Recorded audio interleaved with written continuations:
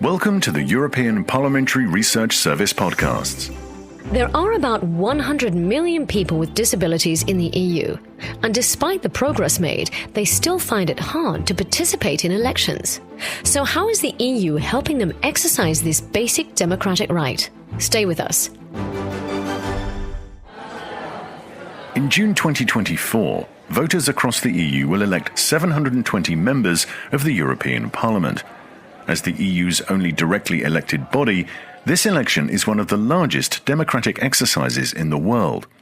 So it's vital that people with disabilities can participate in it under the same conditions as anyone else.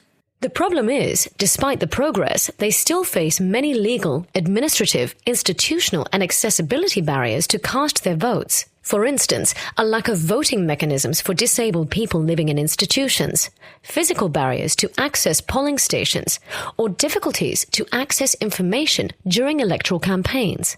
So what is the EU doing to help them? Several EU initiatives encourage people with disabilities to participate in politics. Next to the UN Convention on the Rights of Persons with Disabilities, to which the EU is a part, the EU Charter of Fundamental Rights guarantees every citizen the right to vote and stand as a candidate in European elections and in municipal elections. The European Commission's strategy for the rights of persons with disabilities, presented in 2021, commits the EU and its member states to making those rights a reality. And with the 2024 European elections around the corner, the European Parliament is also committed to helping them take part and avoid a repeat of the previous elections, when millions of citizens with disabilities could not vote due to technical and other barriers. The problem currently is that conditions vary from country to country, as it's up to the member states to decide on how they organise the elections in their territory. So, for instance, while all EU countries have accessible voting booths and ballot boxes, only 18 of the 27 grant disabled people the choice of polling station. Only 17 allow mobile voting, and as few as 7 have ballot papers available in Braille.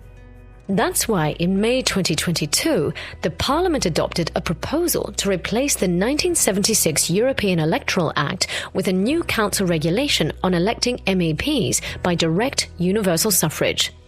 Although still under discussion within the Council, if approved, it would harmonise European election rules, ensuring that everyone can access information and vote on an equal basis. For that, national governments would have to ensure people with disabilities get equal access to electoral materials, voting facilities and polling stations, accessible postal voting, advanced physical voting, proxy voting and online voting systems.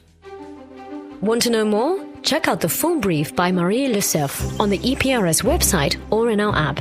This is a European Parliamentary Research Service podcast. Thanks for listening.